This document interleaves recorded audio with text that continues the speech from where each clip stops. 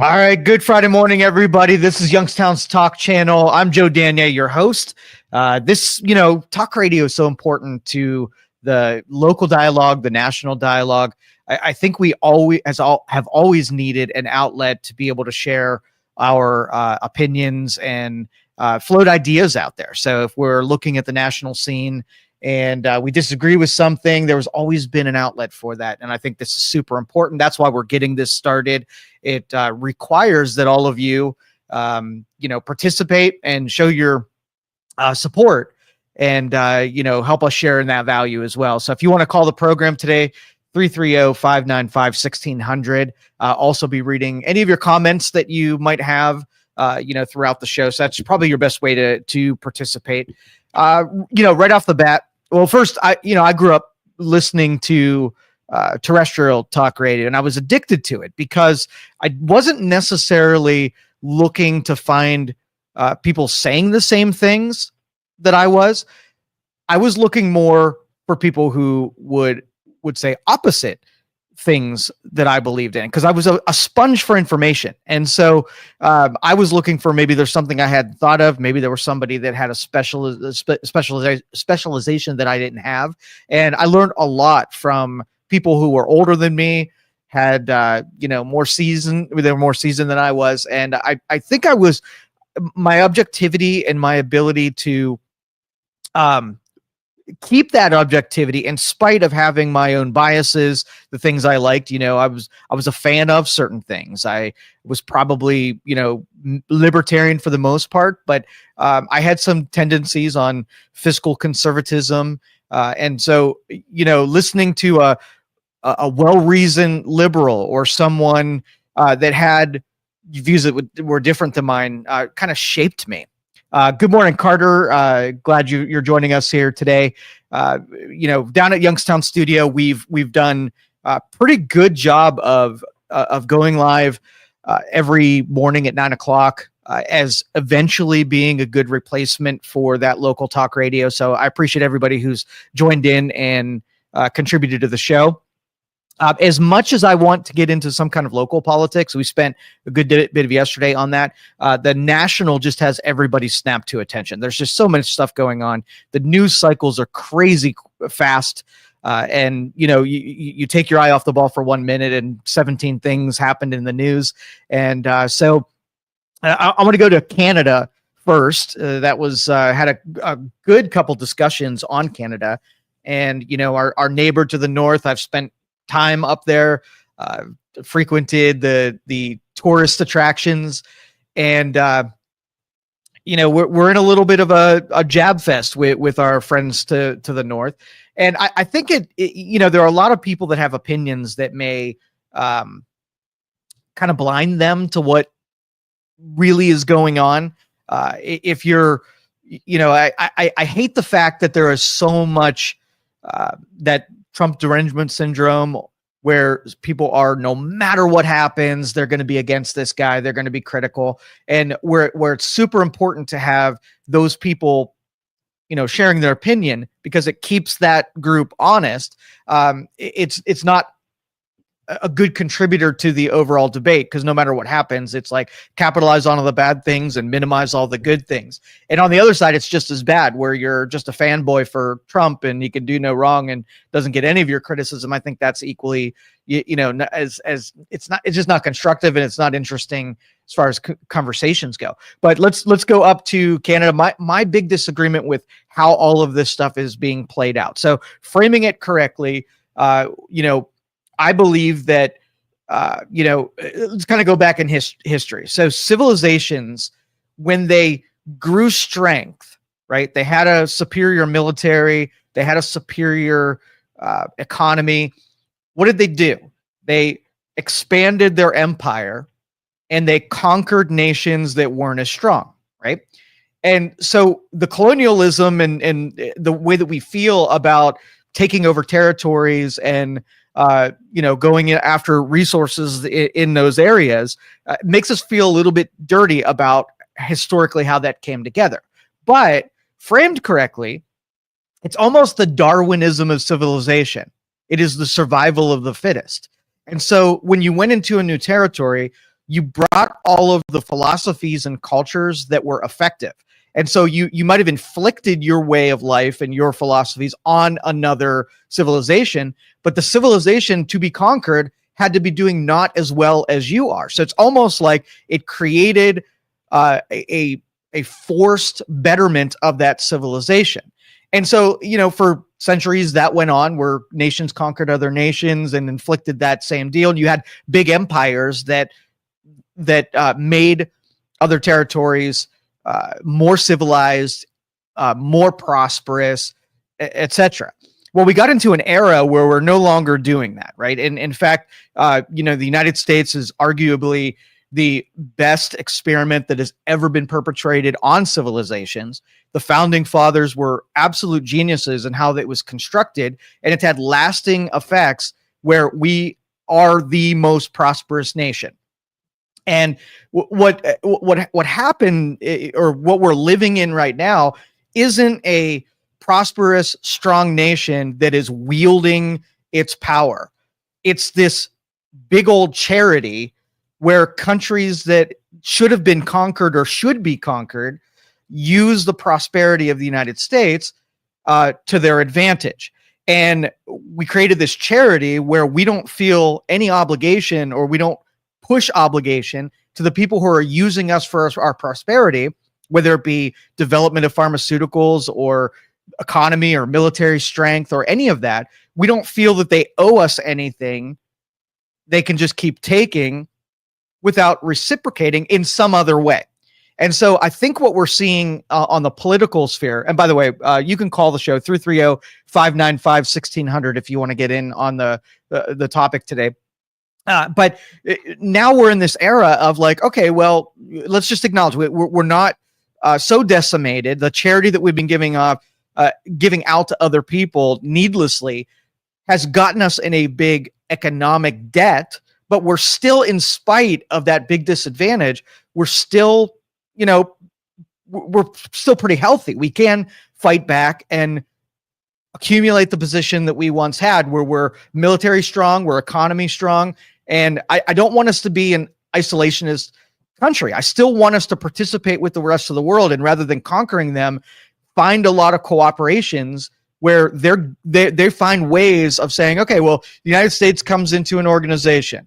How big of a portion should the United States pay into that organization? Should they front load it and be the sugar daddy of these organizations, or should they just be a participant of equal weight? So we can talk about NATO or any of those international organizations that have used us for all of the the money that we're willing to put in the kitty, but didn't necessarily give us an advantage for being front loading all of the what the organization was doing. And honestly, that level of disrespect, if it came from me, like if you had a neighbor and your neighbor wasn't doing real great, and you decided that you're going to help them out and give them some money and help them with something they can't do for themselves, you would at very least expect them not to punch you in the mouth every time that they saw you. And I think a lot of these countries got used to us using charity, but never asking anything in return. And so back to Canada, I think they've really taken advantage of what the United States provides for them. And they're like spoiled little brats. You got a 12-year-old kid that has no idea that you put food in the fridge and you pay the mortgage and whatever. And they feel like they have equal weight and say in the conversations, when without you, they would be living on the freaking street. And so you have to break that spoiled brat mentality and put Canada, at least let them understand how much you bring to the table versus what they bring to the table. And when you have an honest thing, so if you had, and I'm going to be analogy heavy today, so I apologize for that. But if you got into a business agreement with someone, and let's just say you were the financier and they did the work, right? They did the construction, they did the materials, whatever. And you agree with what you're bringing to the table, that it is that it is valuable, and they bring to the table and they say what's valuable. At some point during the agreement, somebody's going to feel like they're giving in more. Like the guy that's working 8 hours that's actually building the wall is looking at the guy in the office that just put up the money, and they're going to feel a little slighted because they're like, wait a minute, hold up. You get to be in an air-conditioned office. You're not sweating all day long. All you did was put in money. That's not fair. I deserve more. And then the dude that put in the money is like, well, without me, you wouldn't have been able to buy the equipment. You wouldn't be able to buy the materials. So you end up ruining the cooperation because it wasn't evenly scaled from the beginning. It happens like, and that's where we're at with Canada. Canada is taking advantage of us. And, let me kind of backtrack a little bit. So where Canada is taking advantage of us is they are protecting their economy through tariffs, where they are making sure that their businesses and industries aren't at a disadvantage to America, and America is being disadvantaged, right? So if in the complication comes with, if you ever read what the tariffs are and how much they are separated and itemized out on different industries. So you might have, I don't know, agriculture that's at 125%, but also underneath 125%, there's corn, there's soybean, there's all these other materials. So it's not these blanket industries that are 100% or tariffed at the same rate. They specifically carved out certain industries that they're looking to protect.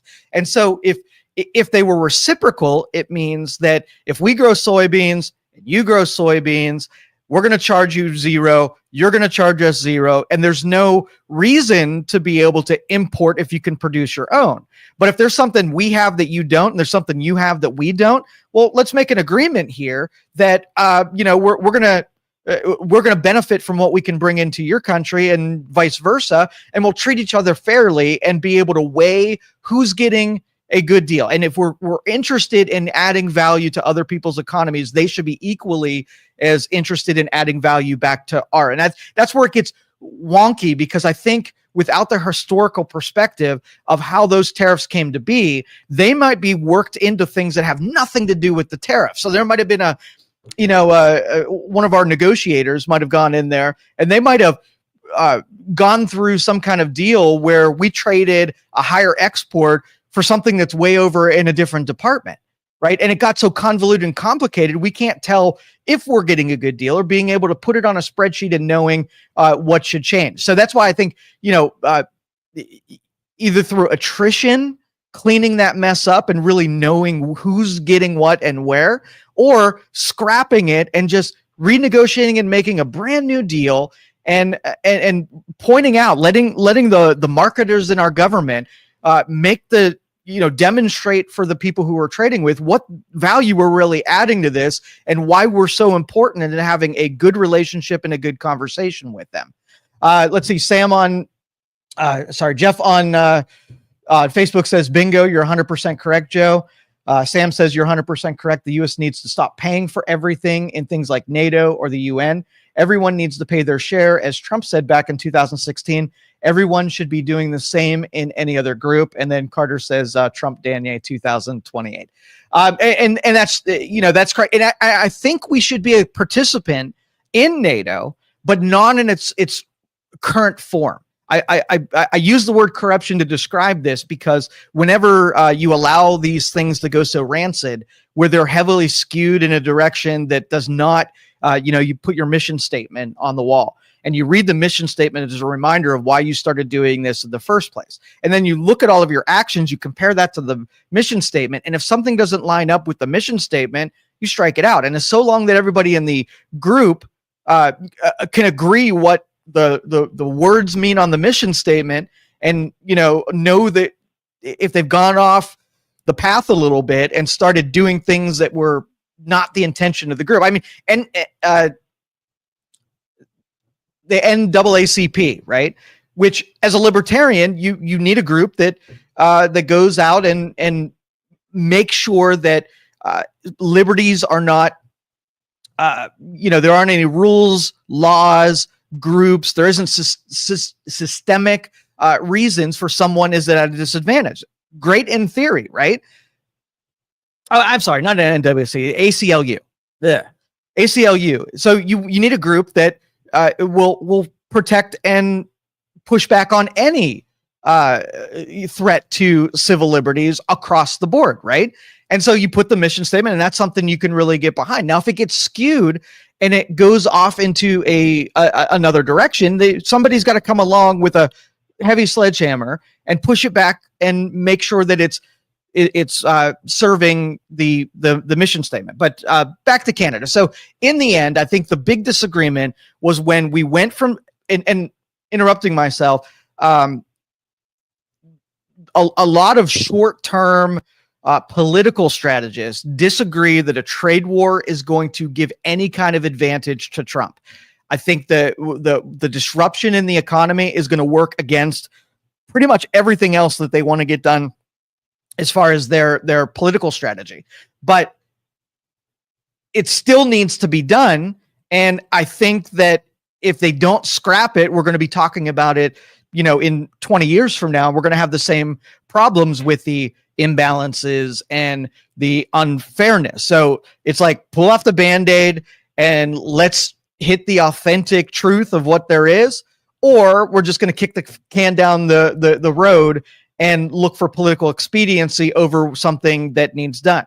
So the negotiations between what the tariff should be and the reciprocal things, totally agree with it. Canada's response was not a friendly response. It was not a sort of like an element of logic where they were just trying to get in a better negotiating position. They went right to leverage, and this was people leverage when they threatened to turn off the electricity for 3 states, right? So if you're a partner, and red flag here, if you're dependent on a trading partner to supply some kind of utility to you, and you don't foresee something in the future like them holding you hostage over what you're giving them, that's a deal breaker. This is a national security concern as far as I'm concerned. And so, like, if they threaten to turn off power, which in a cold season you turn off power to 3 states that might not have enough failovers or enough capacity to provide that, I mean, you're holding lives in your hand. And it's no different than if they took, American, when they were up there, held a gun to their head and said, "Hey, you're going to back off the tariffs things, or I'm going to blow this guy's brains out." That's something that is a huge escalation in what they're willing to do to win the battle. And I think that prematurely escalated. There was nothing in the economic or trade negotiations that put anybody at harm. Yes, prices may have gone up in certain industries. Yes, farmers or manufacturers or whatever see those things on the board and say, well, that's an attack on me. But those things, we have options, and through enough time, those things can heal. When it comes to life, I just think that was a really dick move on Canada's part. Let's see.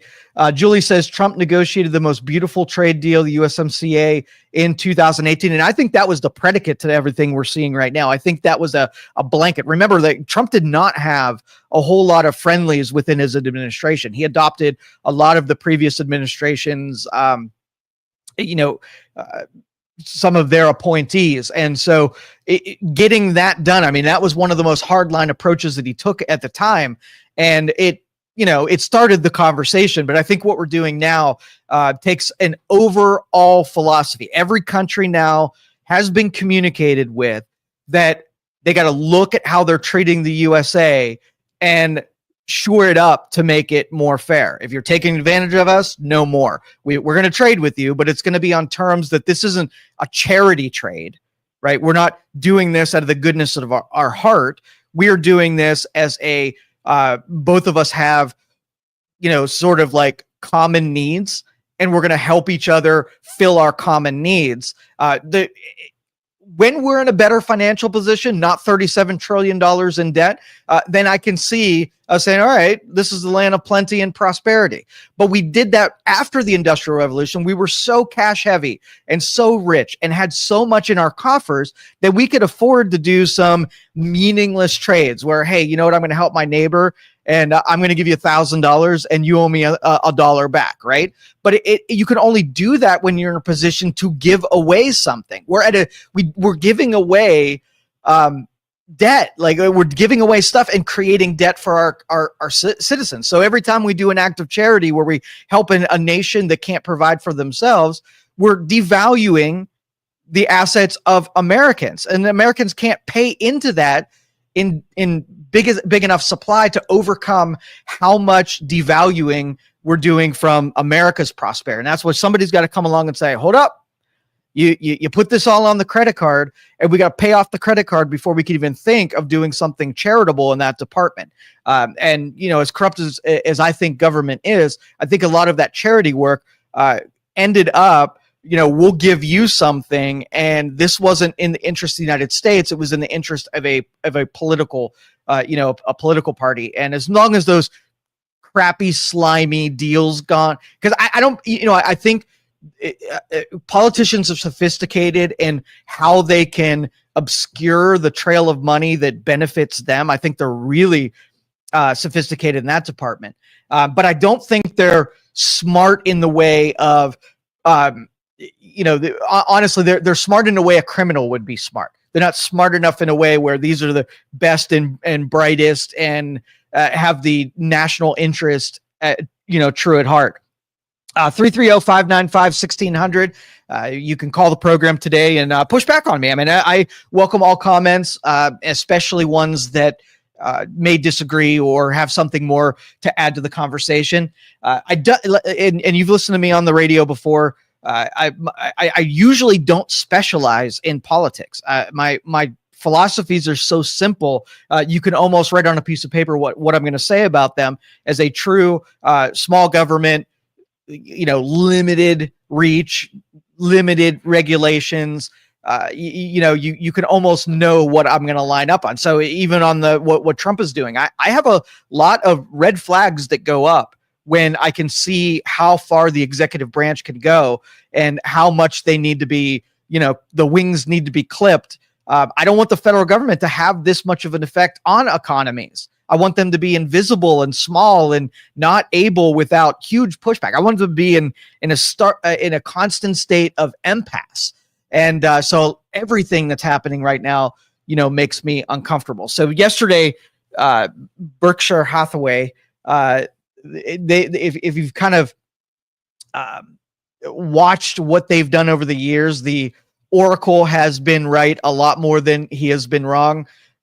He is sage and wise in that department. So I look to him for a lot of, forward-looking thoughts. And he shared a surprising good that is coming out of everything that's happening right now. Now, obviously, they sold a large chunk of their assets. They got out of a lot of the stocks. They sold at a lot of high points. They're sitting on a huge cash position.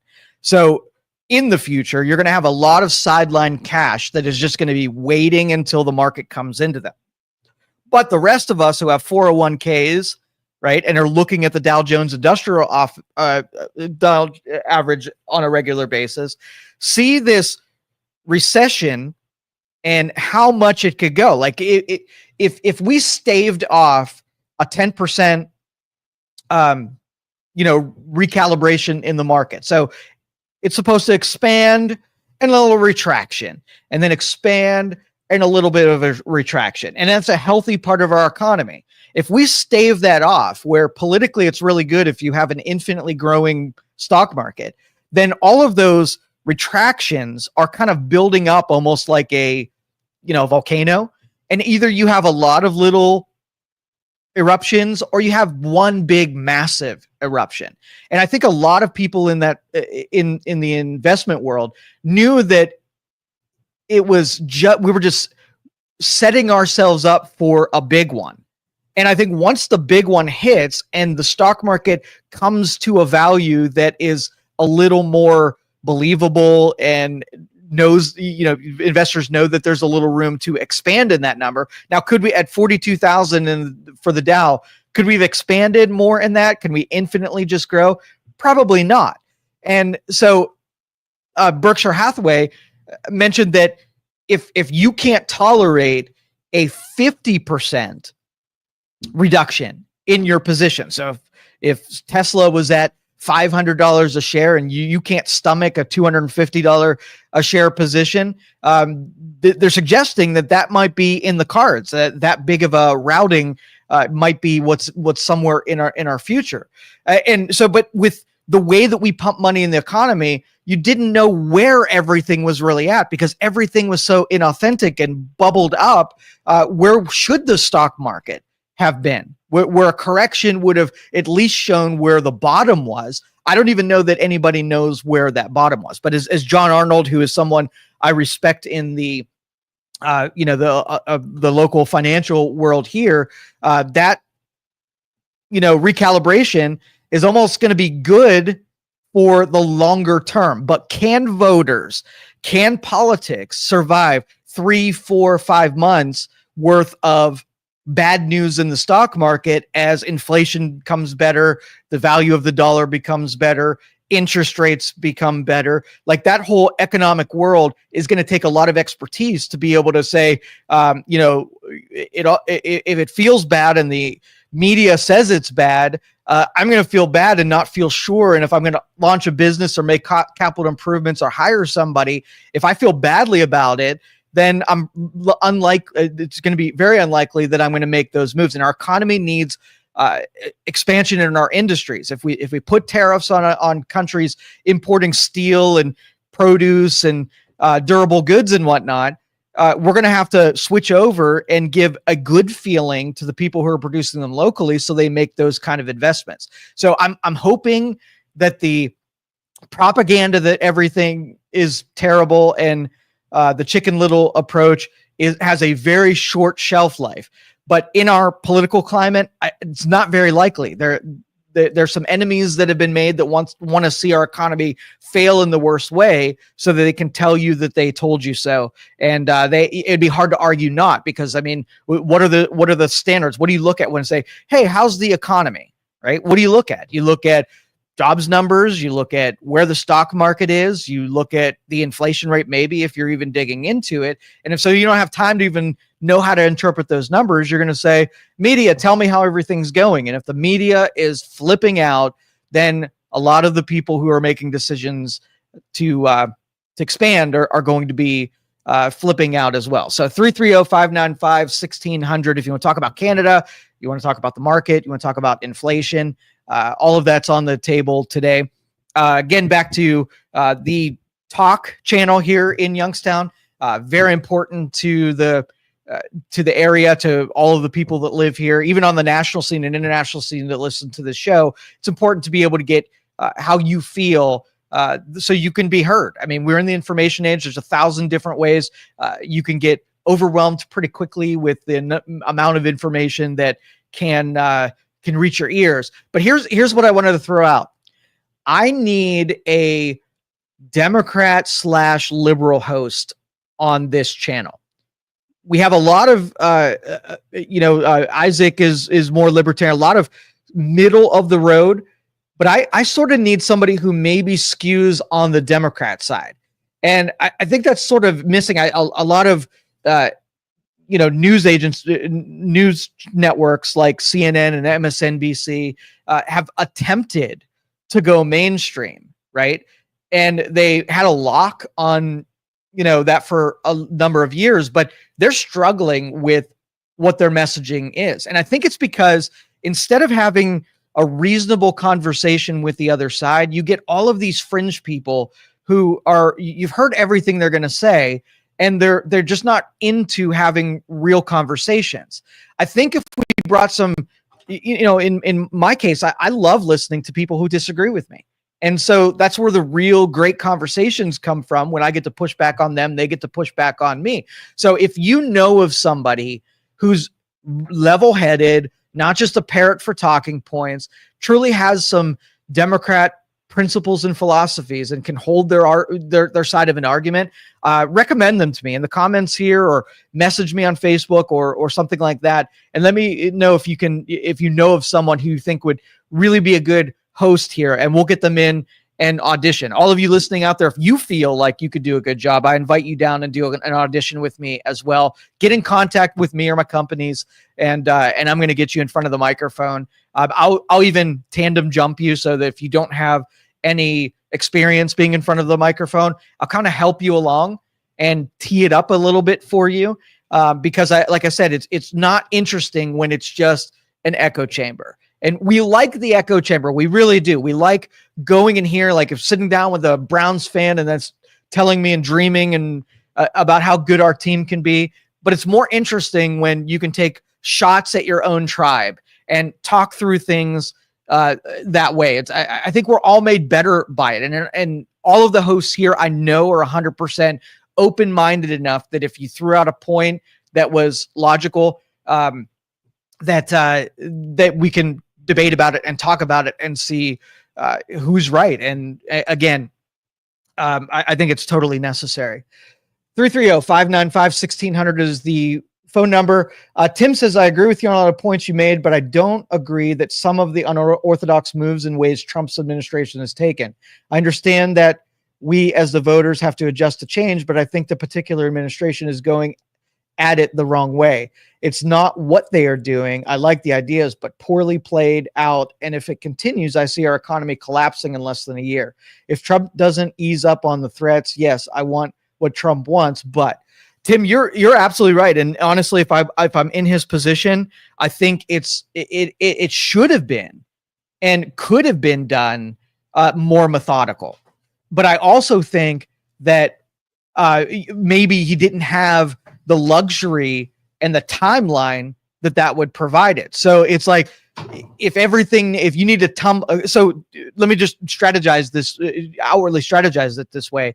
If let's just say you do a thing and you have a whole apparatus that's going to gun for you, and they're going to lock you up in court cases, and they're going to really take shots at everything that you're moving, then you got to say, well, I'm limited at getting 2 things done in my term, and everything I wanted to get done is unnecessary, versus bull in the china shop, break lots of things, on the aggregate, get a lot more done, even though some of it you're going to make more mistakes this way.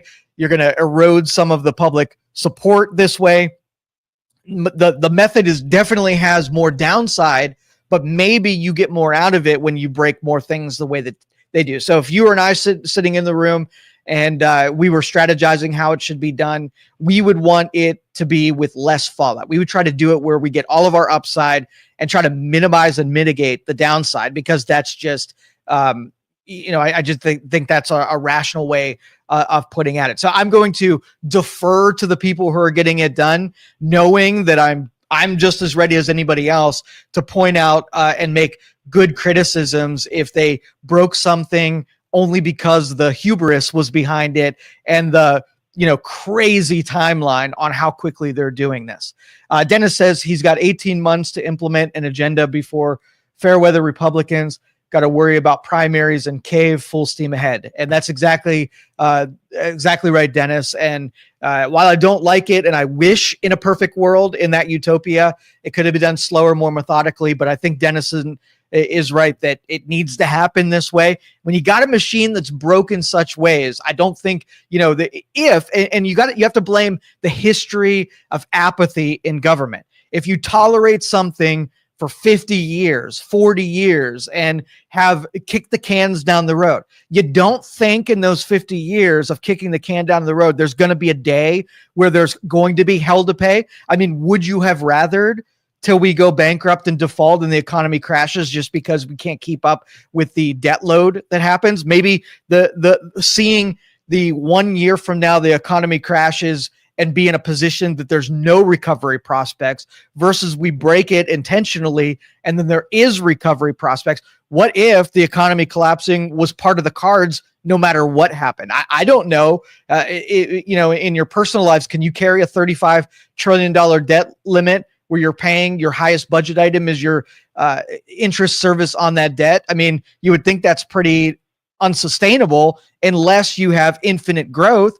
All it's going to take is 1 quarter or 1 year worth of non-infinite growth. And then what are you going to do? You're just going to cannibalize your economy. And then what have you got left? You're going to sell the Grand Canyon to get yourself out of it. And you took steps back. So Dennis says, amen, brother. Yeah, and again, I'd love some pushback. If there's really a blind spot that I have where what I'm saying is unreasonable, you've got another angle. And I'll tell you, I have a fair amount of people I respect who I know are high intellects that argue back at me. But I think a lot of what those people are and their unreasonableness is they are looking through the prism of politics, right? Rather than, this is my country.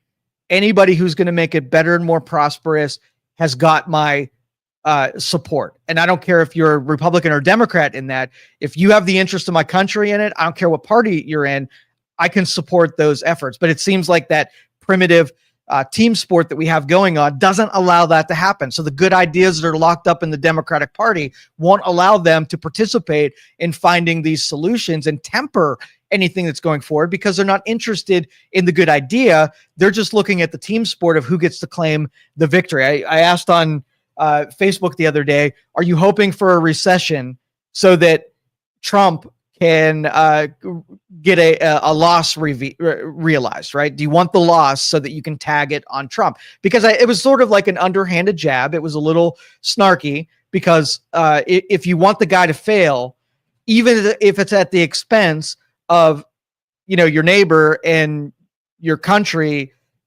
how do you write that? How do you justify it when you're willing to hurt somebody that's not involved for the sake of just disagreeing with the guy that's in charge? And so, but the responses were a little, I was a little impressed with how many people said, I'm not hoping for the L. I just want what's good for the country. And I wasn't expecting that from some really dyed-in-the-wool Democrats. Were able to say that, I'm not hoping for it, but I know that I know human nature. And I know if there's someone you disagree with, deep down in your soul, you want them to experience failure so that what you feel like can have a little bit of support and foundation on it. So the next time around, you can say, see, look what happened. You did this and you suffered these consequences. Don't do that again. And I get that. But I think if we're at the point where we've acknowledged the problems are really big, and I think we've been really lucky that we've escaped the repercussions for those problems long, and I don't know how long we could be lucky more. So let's rip the Band-Aid off and fix some of these things. So 330-595-1600 is the phone number. You can call and argue with me. Julie and I had a bunch of spars throughout the previous shows. I think that was really good that we got to bounce that stuff off. So share it in the comments if you have anything to add to today's discussion. I don't want to take the whole show and make it just all about, national politics, because at a certain point, it gets to be a little too much, right? No new stuff can be added to the conversation. And so the wrong things, the escalations is what I'll point out. So like if you disagree with Elon Musk, do you want to disagree with him and throw some points out there that counter what he's doing? Or do you want to firebomb his dealerships? Do you think that's the proper way of showing your disgust with what Elon's doing? Or do you want to shut down traffic, sit in the middle of the highway and take some guy who's just trying to get to the hospital to see his wife, or a guy that's going to now be late for work, to show do you win people over with that type of expression? And I think a lot of people got comfortable in expressing themselves through violence and taking it out on people that, don't deserve it. But you can see all the fire that builds inside, and you're so pissed off. And that's the only, toddler reaction that we can get out of you. And I want to get down from that. Have truly academic debates. Throw your real feelings and thoughts and rationales about things. So Kellen says a couple of liberal Facebook friends have posted things like the U.S. plans to invade Panama and Greenland isn't normal. Is this a good idea or actually happening? I have a theory on it. I don't know. It seems like if you're going to expense political capital, I don't think Panama Canal and Greenland is is a great use of that. But what I think is it was a strategic move to have the media, like a little distraction over to the side to keep the media talking about something so that it lays down sort of cover fire for you for the other things that you're doing. If you have to move fast because your detractors are going to, leverage the court system against you and the media against you. My thoughts are that you need some little tokens out there that keep those people angry about something so they're not paying attention to those other things. Do I think that Panama and Greenland should be the centerpiece? I do not, and I only think it's a distraction concocted for them. All right, let's take a phone call. Let's see.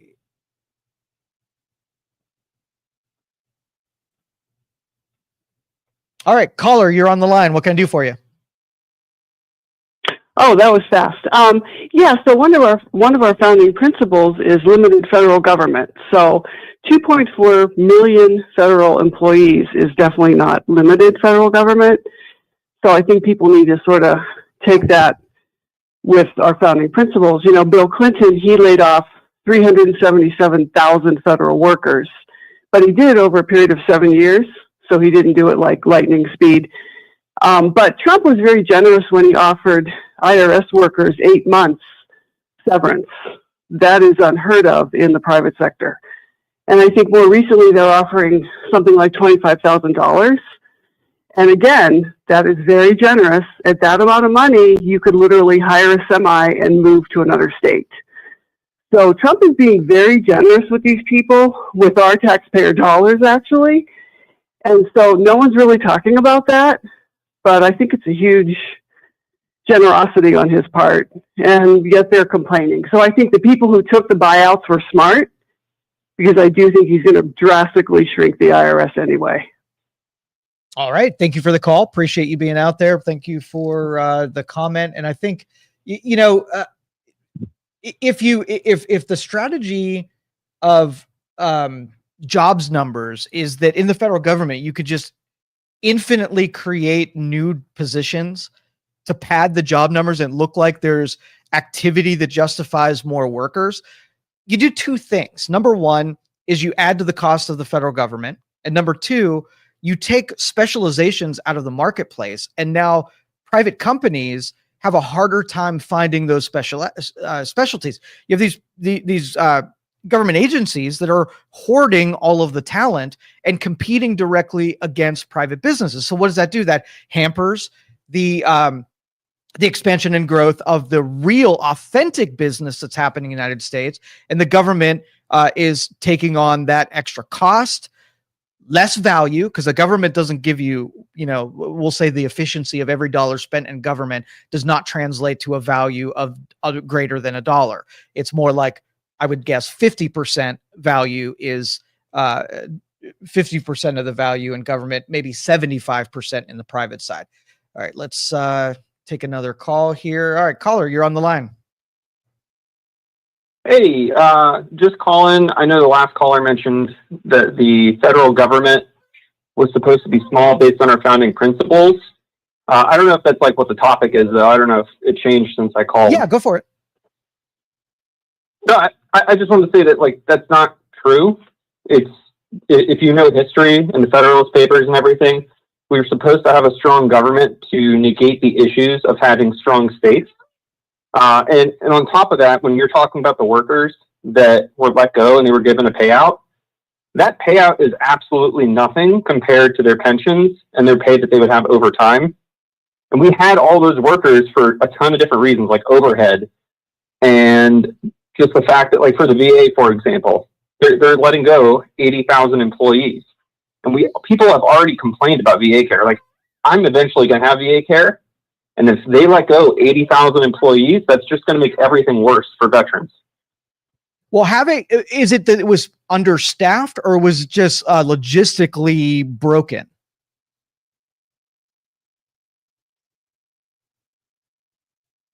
Are you there, caller? Oh, sorry. Say that one more time. I had to flip my daughter over. Yeah, no worries. So the VA, I mean, it's easy to say that it's staff shortage that was the contributor to why the VA wasn't running efficiently? Could it have been more logistics nightmare than it would be? Because that goes with the same thing with schools. Like when we say a school is struggling, we just throw more money at it, and nobody really looks at the reason that it is struggling and fill it in the proper way. Maybe the VA didn't have a staff shortage. Maybe they just didn't know how to run an organization very efficiently. Well, so part of the problem the VA has is that they have to work with Congress and the executive branch on how they're going to function, what they're going to cover, what they're not going to cover, how they're going to function, what their budget is. And so you have veterans that come back broken and they go, hey, this is what what happened to me while I'm in the service and I need help. And the government obviously can't just give everyone, what is it for 100%? It's like $4,000 a month in disability payout. So the government obviously can't pay that out to every vet. So they make you jump through a million hoops to get what you need. If it's not $4,000 a month, obviously they're not going to give that to you, but to get what you need, to make you jump through a ton of hoops. And so to assist with that, you need the people to guide you through that, which is what all those employees are there for, to do all the paperwork, the medical appointments, the assistance with, working you through how the federal government works, that too. Yeah, and so my only disagreement is that isn't demonstrated in, if I had an organization and I said, okay, well, my caseload is 140,000 people and each caseworker can work on 20 cases, I can mathematically scale that up and see how much administrative overhead I need to be able to manage all those caseloads. And if I pay that, then it has to translate down by a superior product so that I would want to do more of that, not less. And so it'd be easy to demonstrate to taxpayers that it is an efficient use of labor, versus if somebody goes in there and say there's bloat of personnel and it doesn't translate down into the quality of care that's given or a good value for the taxpayer. So I agree with you to some extent. Another thing I wanted to mention that I just now thought of was the amount of veterans that were employed by the government. We're all about, getting veterans assistance when they need it in homes and jobs, but many of I'm going to say like upwards of 40% of the jobs that were eliminated were veterans that were hired by the government because there's programs out there to hire veterans for the government jobs. And so people want to say how it's all, it's great, like we let all these people go, but you're hurting veterans now that need jobs.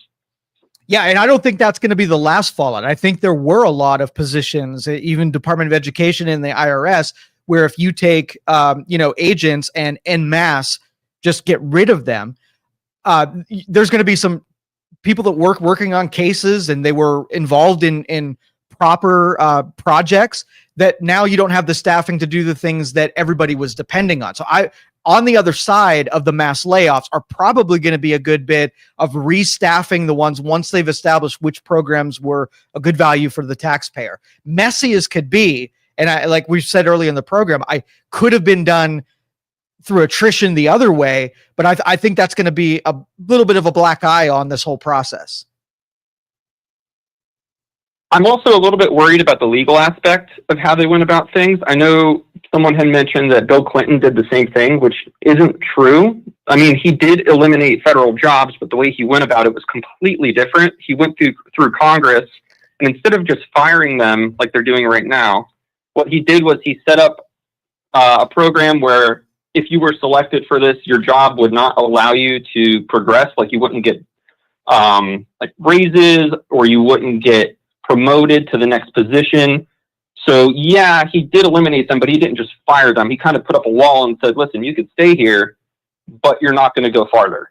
You either leave and get a new job or you stay where you're at. Yeah. And honestly, that kind of, those kind of processes have already been hardened in the private sector. And so after the chaos that this is, I would hope that a panel gets established that does stuff like that, where, like in school districts, when you get a top tier teacher that's getting towards retirement and they're making, a ton of money, that you can fill that position with a newly educated, fresh out of college person, let the person retire and bring in, get rid of the cost that's associated with their tenure and bring in someone new who will cost the taxpayers less. But it's that kind of like, what's the real purpose of that panel would be making sure that people get protected and give good value to the taxpayers. I just don't think we have that kind of panel in our system, and that's where you get the bloat. Yeah, that makes sense. That makes sense. All right, caller, thank you so much. I appreciate you contributing and calling the program today. If you want to get on the line, it is 330-595-1600. Great comments today. I've got a bunch of comments I'll read here in a minute, but we've got another call to get to. Let's go. Okay, caller, you're on the line. Hey, Joe. Good morning. Good morning. Matt. It's been a while since I've been down there. I wanted to bring up the fact piggyback off the previous caller on the veterans. Up in Parma this week, there was a protest at the Parma VA for the cuts, and also trying to get a hold of doctors. Whenever you call the operator at like the Cleveland VA, now whenever they go to send you to even primary care, they send you to a call center instead of actually getting a hold of the actual department. And the second thing was, did you see where the subcommittee hearing for the House with Representative Sarah McBride being called Mr. McBride? I did. What's your thoughts on that? Man, it's so contentious because, I think that all people should be supported and loved. Okay. And we don't in our society target certain people, whether it's big people, black people, transgender people, gay people. Like our society should be accepting to everyone. And so personally, I'm considerate to the feelings of other people. So if you asked me that it would make you feel good if I said something or did something, I would absolutely do as much as I can to make you feel comfortable. When it comes to government, I don't think that the authority should, that I have to say something. It's that I want to be considerate and make it my choice to do something. So that's where I'm on the lines of where we force people to do something we don't want them to do. That's when it gets beyond that line. Okay, so I mean, like, I don't know if you remember our conversation over President Johnson whenever I was down there last time, but just like including everyone is a big thing. But at the level of Congress and Senate and stuff like that, they shouldn't be sitting there nitpicking over pronouns and titles. They're both duly elected people. You can skip the Mr., Ms. Doesn't matter what your personal feelings are. They need to get beyond the bickering and be able to move beyond their personal views to be able to go forth with hearings. So, I mean, I think they should axe the Mr. or Miss and just go Representative McBride or Keating or whoever. See, that would be a considerate. Don't make it a contentious thing.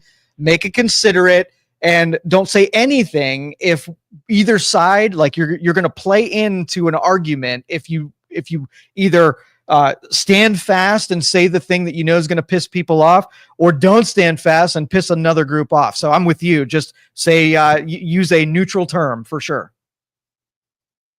Yeah, I mean, this is especially at that level. This is not a matter of just trying to make your point heard, because you're representing an entire state, or whoever, like McBride's representing Delaware, and I forget where Keating and the other guy, the one that said Mr., are representatives of, but they're not just representing people of their own personal views, they're representing their entire state.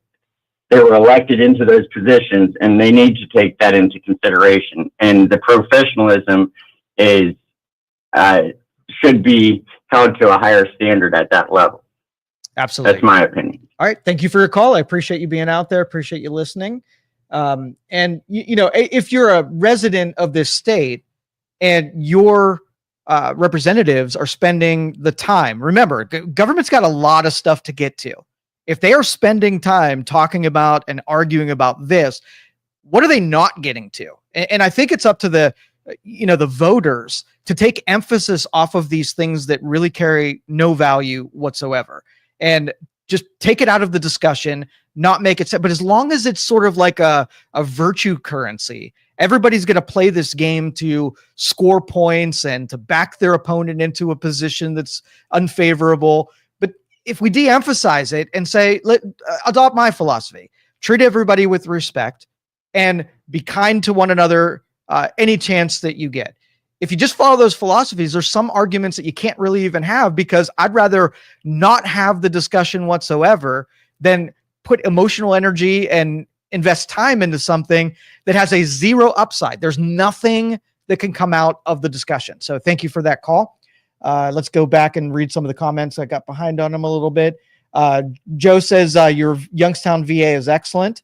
And again, I believe in the philosophy of if there are industries or things that work well, they should be the laboratories of teaching other states, other cities, even on the federal level, how it's done. We call it best practices. When I want to open a new business, I go to people who are doing it well. I observe them, watch what they do. I take lots of notes on how it's already being done so that I don't have to go and invent the wheel. I'm not going to go to a terrible company and learn how they do things, because I don't want to model what I'm about to do after somebody who's doing it poorly. I want to find excellence in the marketplace. So if the Youngstown VA works really well, have an observer go through there and say, what makes it run really well? And then when you show me the stat sheet of an objective observer figuring out what makes a VA run well, then when you say, I need more people because here's my sheet that says what makes a great VA, here's the downsides, like, okay, you have population densities and you have scarcity of doctors in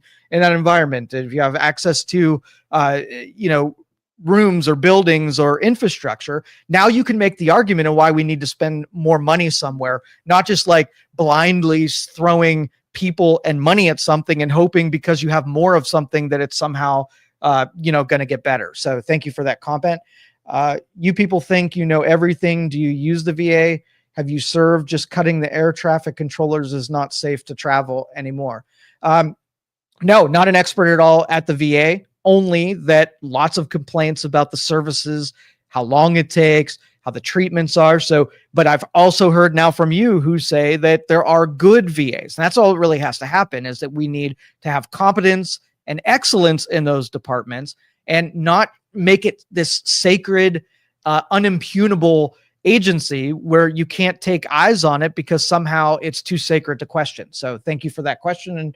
And I don't necessarily, I think because of what DEI did to the devaluing the competence structure of some of these deals, you have a lot of people who shouldn't be air traffic controllers, shouldn't be pilots, shouldn't be in these positions. They're only there because they check some kind of box somewhere, either they're an underrepresented minority or something like that. So you have these people that there would be better people in that seat to be able to do. So I think it's going to be a while before we wash the and I'm not going to say those people are incompetent. They're just not as good as they could be. And we got to get those people out of the system and just go after merit 100%. How that lines up. Don't care what ethnicity you are. Don't care what religion you are. Don't care what gender you are. Best person in the pilot seat, best person in the FAA.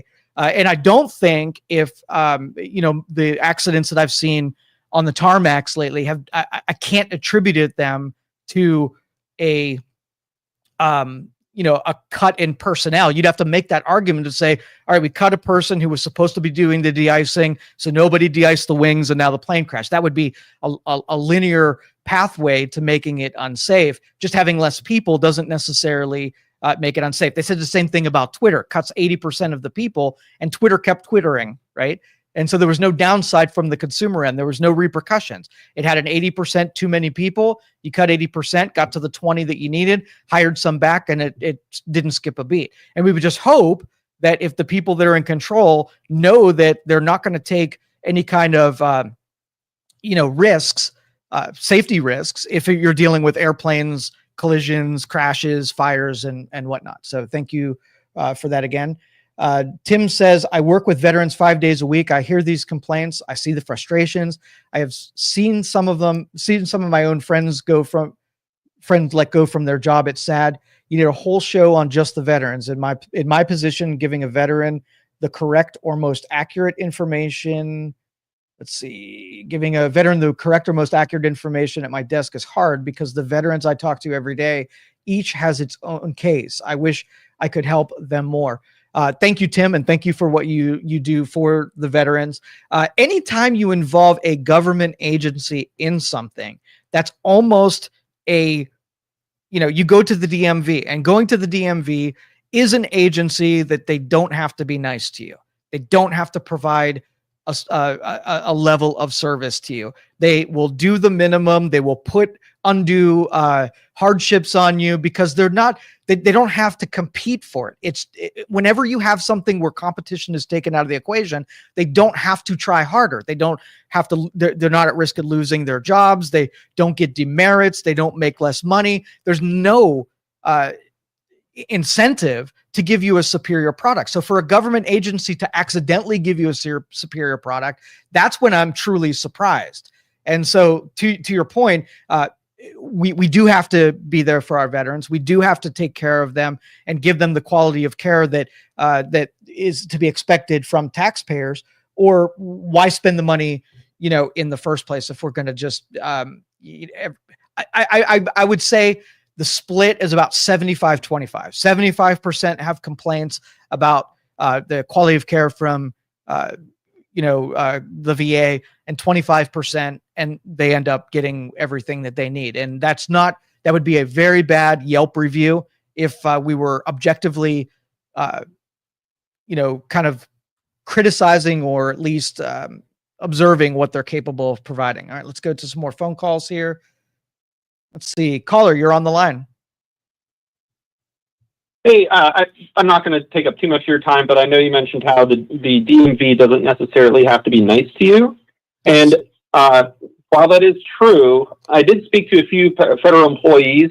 I am in the military, and the people who worked with the military members on base that are civilian contractors, other military members might say the same thing, but they're not nice at all. Usually they're super stern, and they don't really care for your opinion. The reason why they do that is because they're actually forced to not be nice. It's super weird.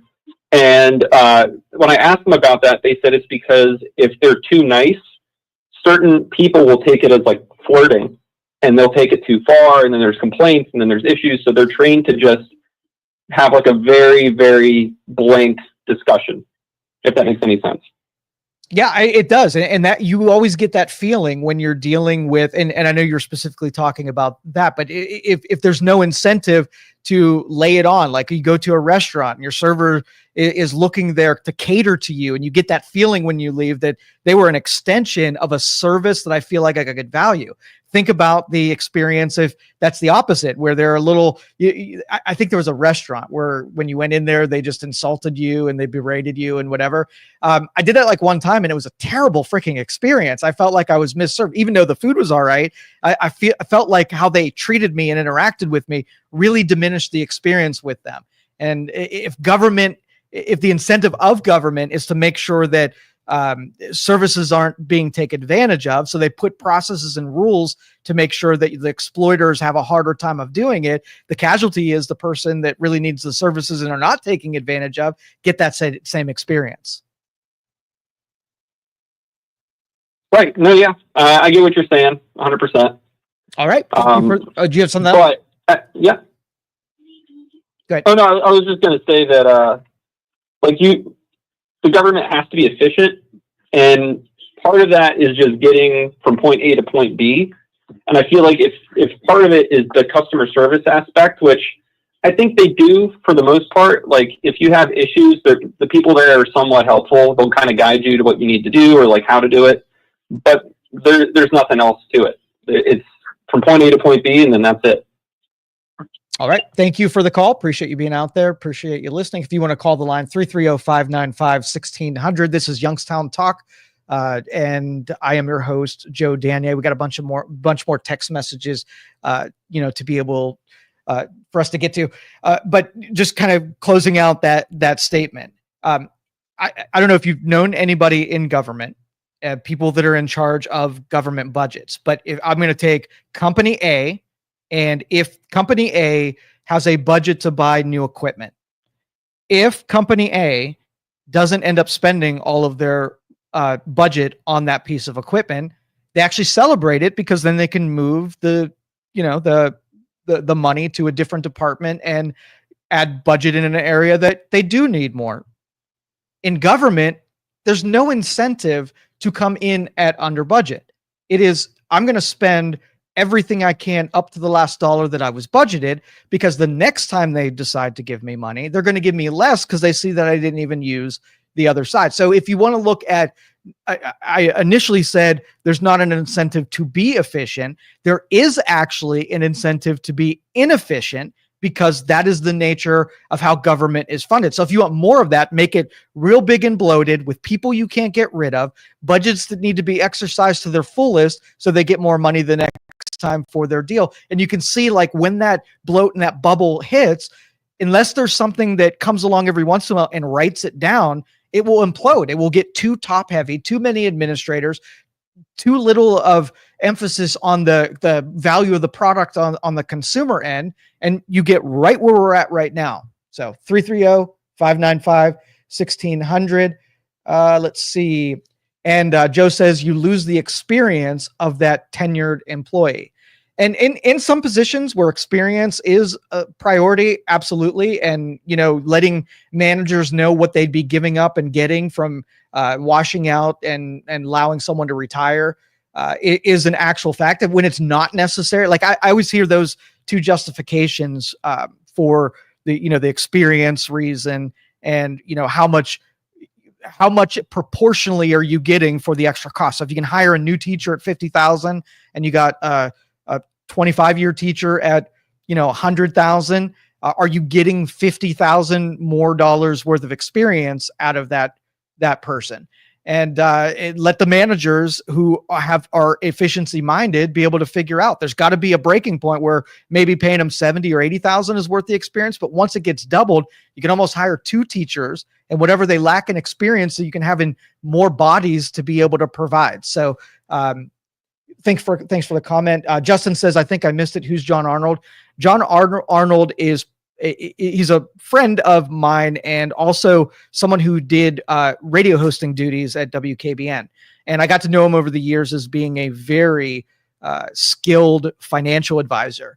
And so when I ever need to bounce something off forward looking, his methods are not emotional. So he's a logical thinker like I am. So when he puts his spreadsheets together and he's devising a strategy and plan, rips emotion and how people are going to feel about it, and just dives into what he thinks is going to happen. So just someone who I have a strong appreciation for their skill in that industry. So thank you for that question. Joe says you can't run the government with the same amount of people you did in the 50s for no reason, population growth. And I would be willing to, to see that. So when people are, when you're coupling a teacher with a class size, you're picking a ratio that you've done the research on, and you know what you can do quality of education wise on the number of kids that are in a classroom. So if 20 kids is it, if it's 15 kids, it's 25. That's all you really have to do is demonstrate that this is science-based, this is data-based.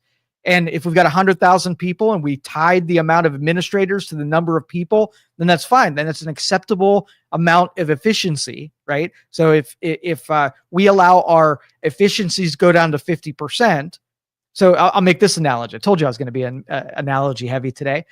If you had a worker that you paid 8 hours a day and they gave you 75% efficiency, that means that they would have given you 6 hours of production out of an 8-hour day. They'd be a 75% efficiency rate.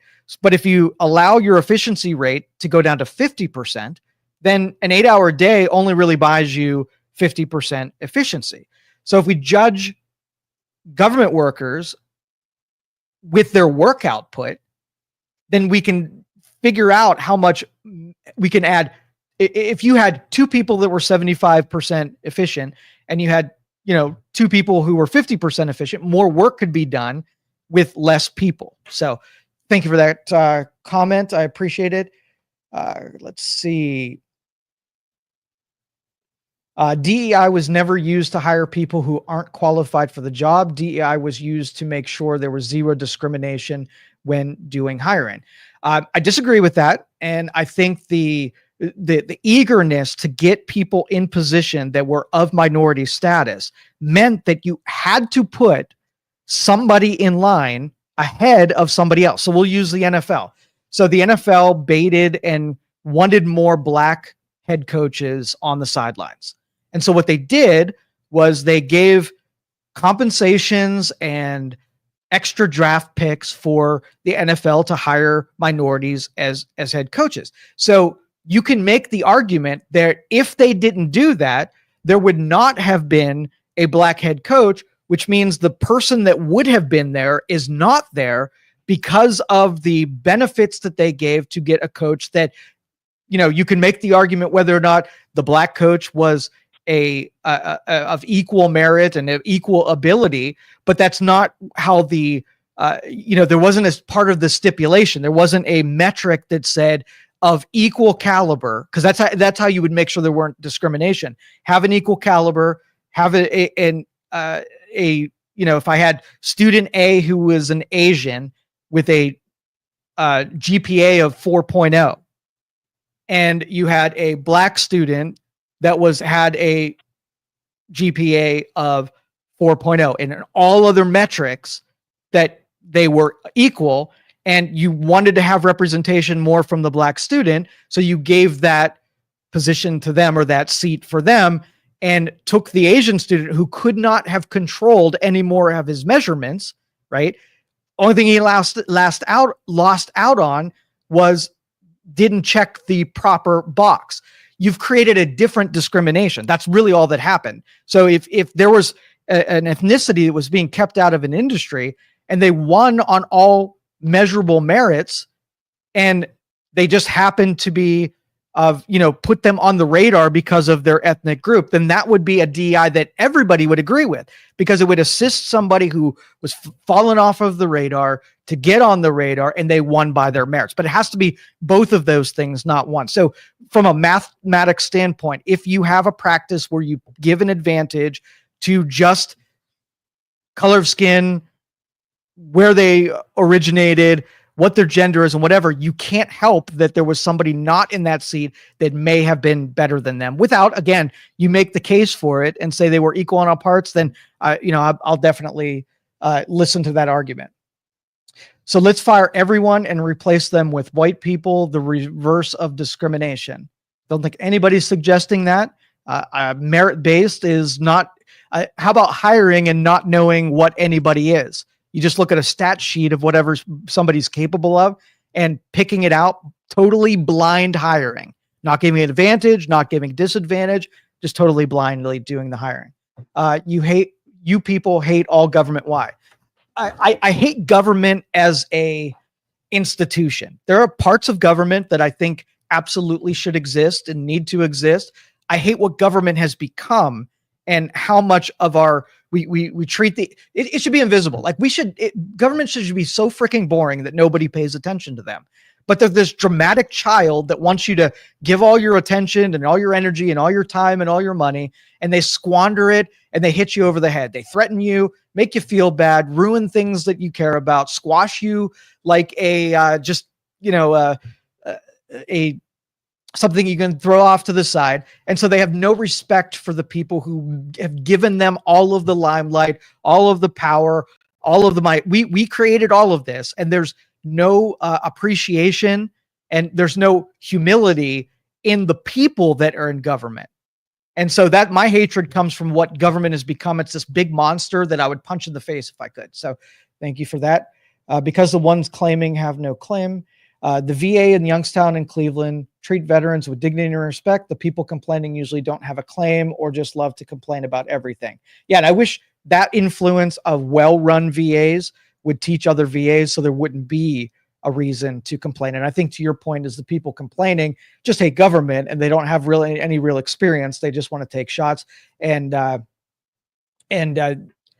hope that's not the case. But the people I know that complained about it actually drive and have appointments and deal with the VA. So those were, firsthand observations. The doctors of the VA are excellent, and there are some great services. However, scheduling and trying to get a hold of doctors are difficult. The Youngstown VA is an outpatient clinic, and it does not cover all the needs of vets. Some things that must be the main campus, like Wade Park or Parma VA in Cleveland. I still prefer the VA overall compared to Mercy Health here in Youngstown. And yeah, and like I said, it has some. It needs to take on a true principle to be there for our veterans. It should be better than hospitals because it should be paying homage to people who gave service to their country, and then their country goes overboard to provide services in thanks for what they were willing to do for their country. I mean, let's just say you decided as a soldier to go over and fight for your country, and you got captured. Do you want the government to be looking at all the repercussions and letting you stay there for a little while because it's an unpopular thing? I want a country that's like, dude, they went there without question, did their duty, were patriotic, did everything that we asked of them. I'm bringing in SEAL Team 6 to come and rescue you in thanks. You had our back going when we asked you to go. We've got your back when things go sideways. So thank you for that question. How about hiring the disabled? Sure. Yeah. If disabled people should not be treated if they can do the job and they have the merit, that it's not a consideration. And so you doing the job is all about the meritocracy, not whether or not, you're in a chair or you have some kind of debilitating disease or whatnot.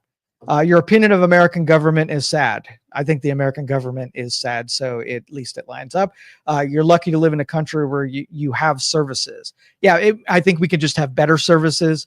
I think that if the government felt an obligation to give good value to taxpayers, that we could have amazing services. And I just don't think the government, the way things are structured, can ever provide services good enough to justify the cost. And don't get me wrong, you could probably go through and there's some really well-run portions of it that do a really good job, but they could hardly compare to what the private industries can do when they have forces and gravities that force them to do things. Even if they don't want to do them, it forces them to do it because they have to compete for every dollar. You can break up with a private company in 2 seconds if they go off the rails. Try breaking up with the government and saying, oh, you know what? I believe that your USAID when you're helping countries out is great, but it's time to break up because now you are just a political mechanism for the Democrats. And it's hard to do, as we're seeing with these layoffs and project cuttings and whatever, because we just got off the reservation. The corrupt people use the machine of government to their advantage, and they misuse their ability and power. Yes, I know I'm very spoiled, and every day I want to give back for everything that I got lucky. I mean, I won the lottery being able to be born into this country, and so I want it to be better. I want every room to be better that I walk out of than I walked into. And I think patriotism and the service to one's country means that you take yourself out of the equation. I'm not going to go to government, even though I know now after yesterday's show that government jobs pay really well. So if you wanted to amass power and collect a really nice paycheck and not even have to work all that hard and you go out to dinners, it sounds pretty appealing, right? But I don't think in that position that I would be able to give back more than what I could do on the outside. I can enable people. I can give people opportunity. I can create things. I can do so much more on the outside than in. And that is sad. If I had the apparatus of government where I could do all things outside of my current sphere, and all the funding in the government, think of what I could do if it wasn't about amassing my own power and wealth going in and serving those positions. So you don't go to Congress making $100,000 check and get in the 90 million in your bank account without really walking into a room and figuring out how much crap I could steal and sell on eBay. So if it were better, if it were more virtuous, then it would have my support, but it's really just not. Where's the competition? Competing against other people, competing against, you got two gas stations and one drops their gas prices a penny. The other one sees they're cheaper. They've got to drop their prices, and it keeps both of them competing against one another. It's only when it's like this, I call it sweet deals when I talk about this stuff.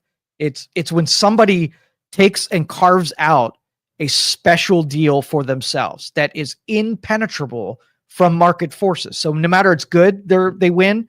No matter if it's bad, they win, because they made a special safe zone for themselves, rather than having the chaotic market forces support you when you make good decisions and decimate when you make bad decisions. Do you ever see a bad thing happen and a government do a bad thing and they get they pay a real consequence like a company would?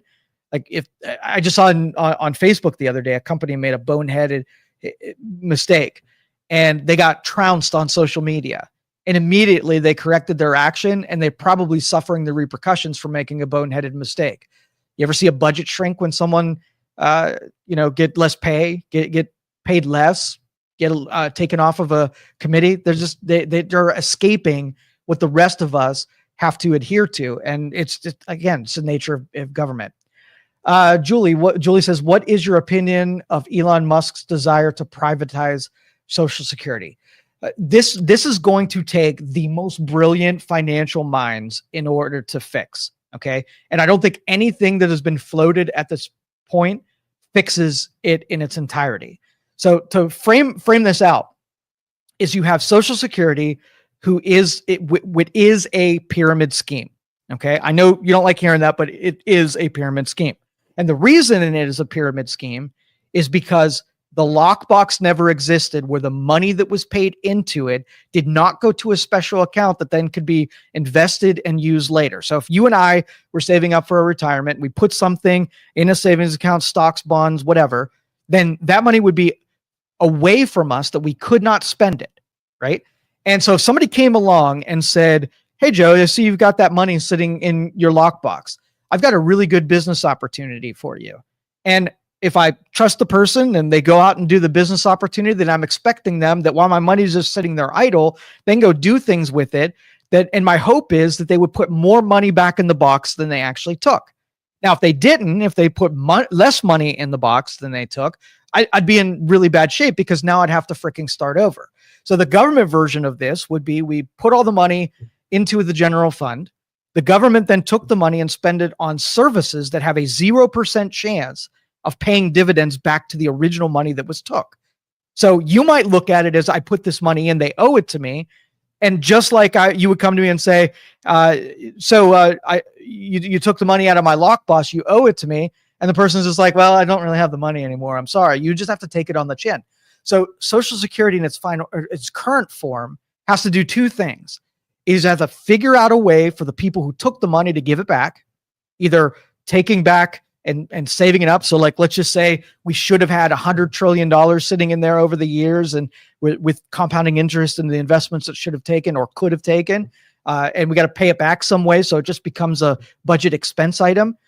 Or we got to continue the Ponzi scheme and create more people putting into the system so they can continually keep paying the top part of the pyramid. There are more people collecting than paying in, which means it creates a deficit. And now it's just an expense to government. It has nothing to do with, we can't refer to the money that's already spent as something that we are still owed. It is Gonzville, right?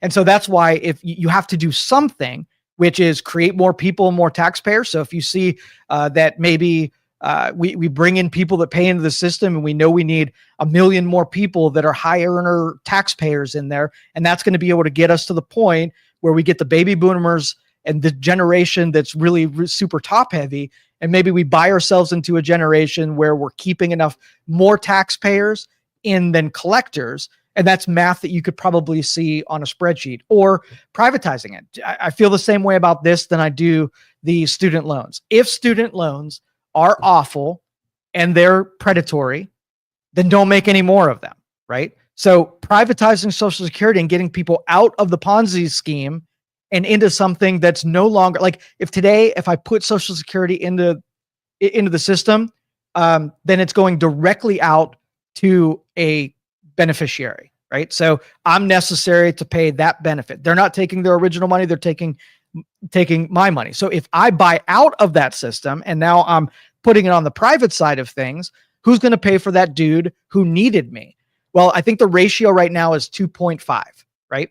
So if we excluded people from paying in, we'd get closer to a 1-for-1, one taxpayer in, one taxpayer collecting in. So the math is either has 4 really bad options at this point. That's why I say there has to be really smart people that are working on this that have to develop or create a 6th option that might not be so bad, and maybe an 8th option that's actually really good. And I've never heard an option that doesn't put somebody in the crosshairs and make somebody lose, right? The real villain in this was the government, who decided to spend all of the Social Security money and not have a plan for repaying it. It would be one thing. It's like, you know what? Hey, we're going to borrow into the Social Security fund and buy something that has a net gain, and then we're going to claw back the net gain and replace the money so it will be there. And then I'm going to give you an interest rate on it so that there's more money than you put in there. That would be different than them putting it in a 0 net gain investment and then be like, oh, there's money. We need to pay that out 40 years from now. I figured there'd be different people here and might be dead. So I didn't care about that person that's now going to take it on the chin. So yeah, it is bad. I'm not going to say there's any, I'm going to say there's no dirty words as far as I'm concerned. If they figure out how to privatize it, protect the beneficiaries, wean off the people from paying into the terrible system, all of that stuff should be on the table, but it can't go partisan. It can't go political. It's got to be mathematical, and everybody's got to be protected in the end. And I don't have an answer, and I haven't heard one yet. But I hope that's the logic that goes into solving, this problem. Let's see. I remember years ago that some audits found that the government was paying ridiculous money for things like $200 for a screwdriver and things of that nature. Yeah, the golden toilet seats and whatever. And it's sort of like a probability exercise where if you dug into it, you're going to find the purchases were being made that we wouldn't have done on the consumer side. So just the same deal is if you had competition, but they consider the bid system a competition, right? So you need to buy a product and you put it out to bid, and then people from the state or industries from the entire country bid on those projects and they get the work.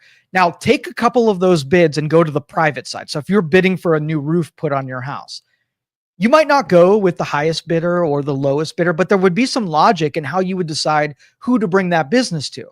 Maybe they get it done in a short timeline. Maybe they, are the cheapest. Maybe they're using superior product. Maybe it will last longer, but you would shop it differently than the government would, where it's like, okay, well, if I'm a conservative and my friend is Halliburton and they bid on it and then I approve their bid, I didn't do it because it gave a better product for the American people in whatever one of those categories, quality of product or speed of giving the product back.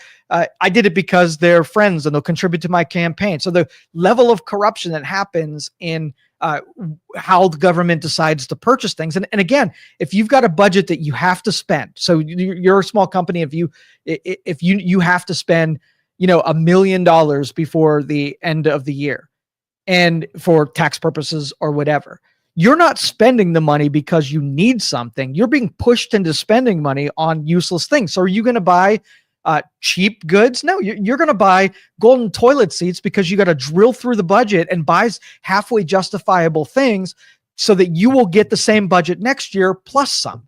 And so again, the wrong-headed think of how government spends money, we can use those crazy examples of golden toilet seats and $200 screwdrivers.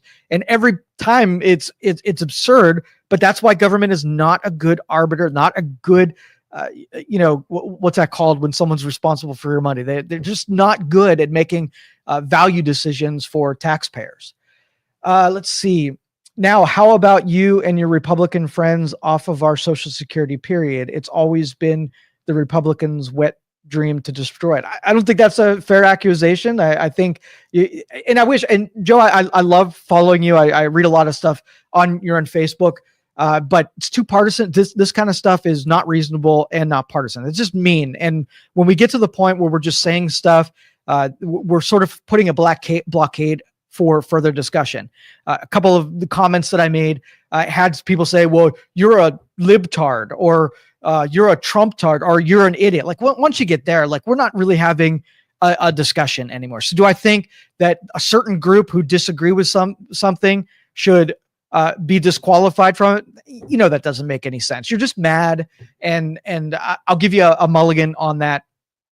Because I understand that political emotions are super high, and we say mean things is just a capstone on the point we were trying to make. But stay away from that. I'm too reasonable of a person, a fun enough person to argue with it. You don't have to resort to that kind of stuff. So it's mean to destroy our Social Security. Yep, and the people who destroyed it are not in office anymore. We weren't paying attention to it. We can only look at the people who are there now that can do something about it. And unfortunately, it's a bad situation, and the where we find ourselves in. So I do agree with you. And Carter says, great show. Thanks, Joe. You're very welcome. And I really think that this kind of platform for local talk, I love hearing people from our community able to have a voice. As much as the rest of the world is trying to consolidate and syndicate all of their programming, I'm a guy that lives in your community and cares a great deal about the economy and the people that live here. I want prosperity for all of us. And then once we're made whole, like you would protect your family first before you thought of helping other people. You need to be solid, you need to be prosperous, and you need to have that opportunity. I just want the same thing for my government to look inward, find out the people that are neglected. So if our people in our churches decide that there's a problem societally, I want people to say, F government. They're not doing a good job anyway.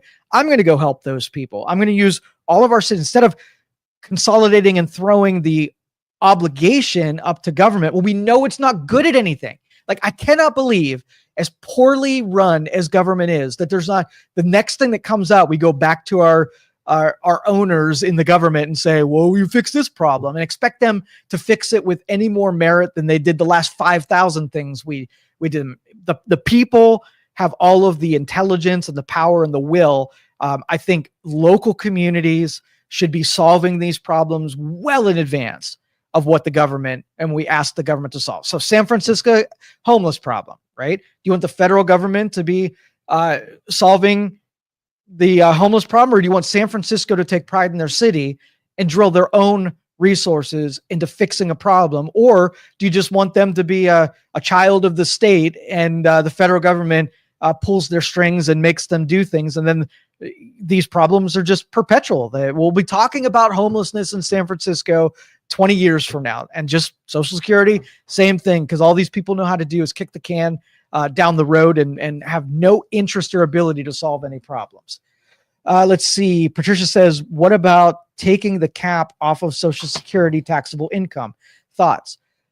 If we're looking at Social Security as something that you collect when you retire, then taxing people more and then somehow convincing them that the more that you tax them, the more the benefit they're going to get out of it, it makes absolutely no sense. Unless you truly treat it. If you're going to treat it as an investment, then you can't do that, because, how are you going to float that?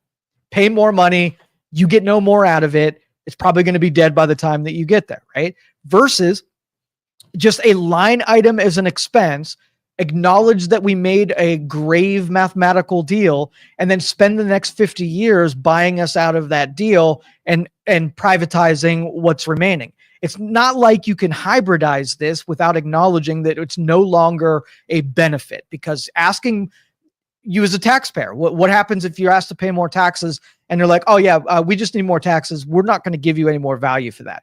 Would you go to the supermarket and say, we're going to double your bill, but we're not going to give you any more groceries? That makes no sense. If the goal with government is to justify a value added and a magnification of the money that you give them. So if you give them $1, you can demonstrate to me that you gave me at least $1 of value somewhere, right?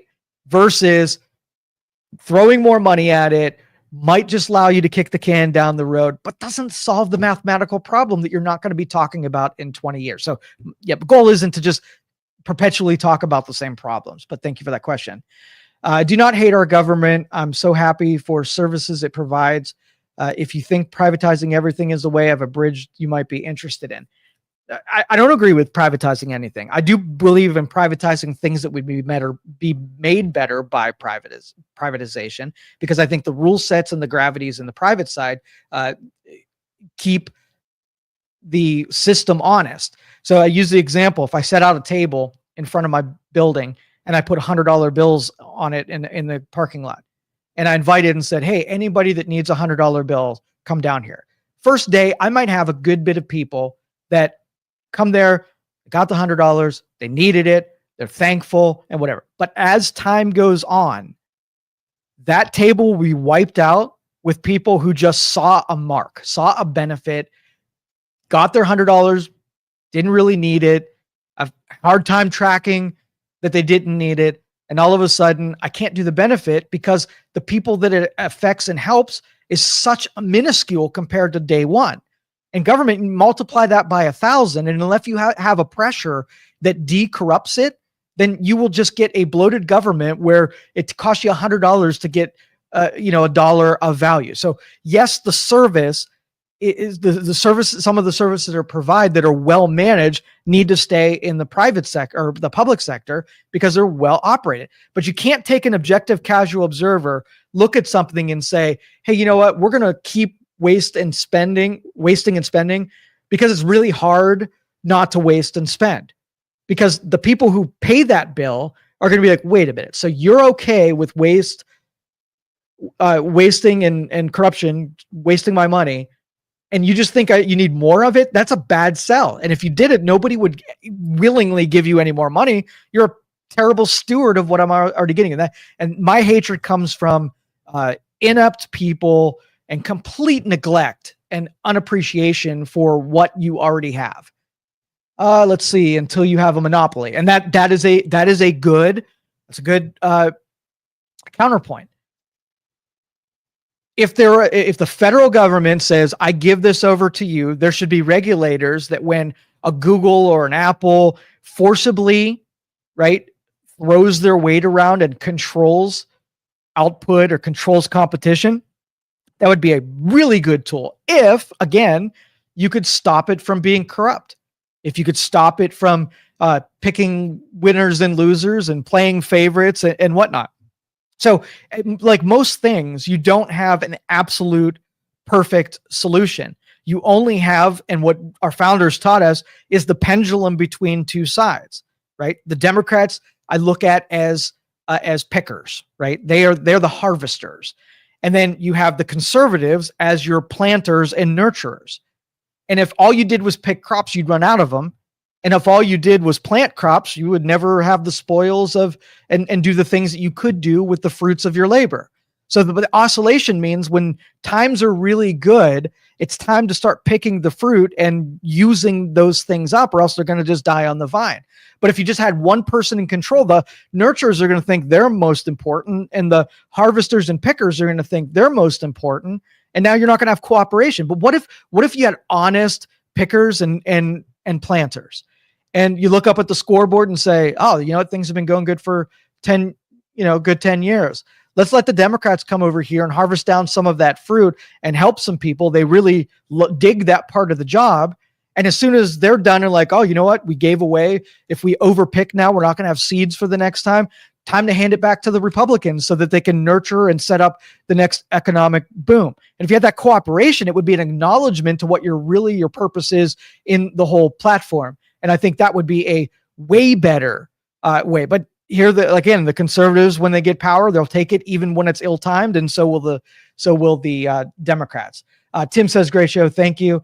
Joe says, "We used to have antitrust laws, but you planters got rid of the regulations so they could steal it." It would have to be that mission statement thing I said written on the wall before, knowing why you do this thing.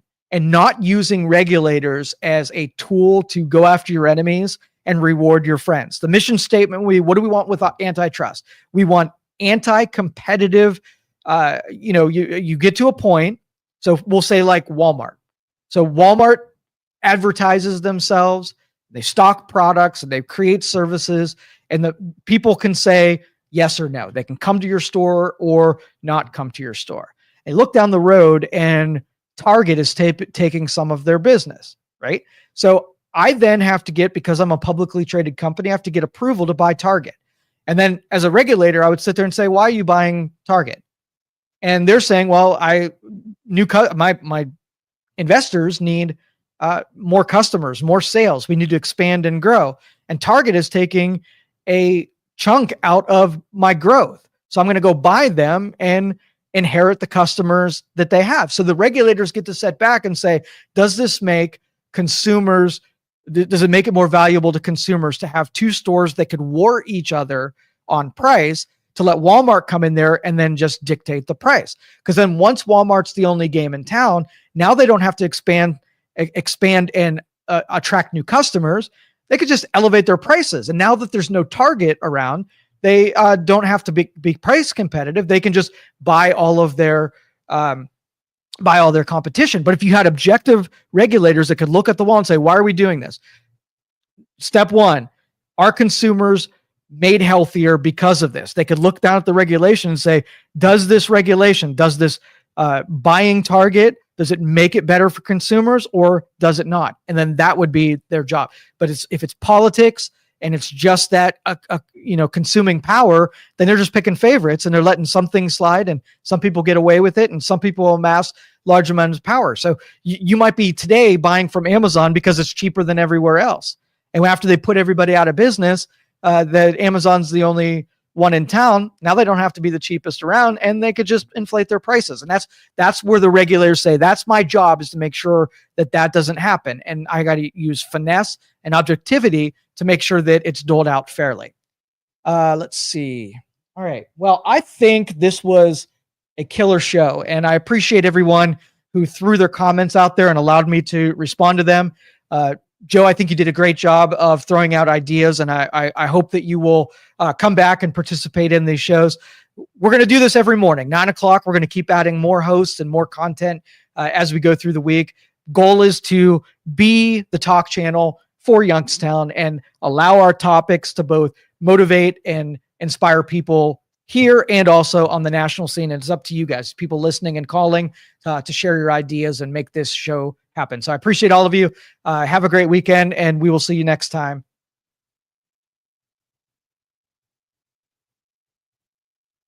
Thank you for listening to this show on Youngstown Studio. This is original Youngstown content. Feel free to share our videos and tell your friends about us. Don't forget to subscribe to our YouTube channel and follow us on Facebook. Thank you for your support.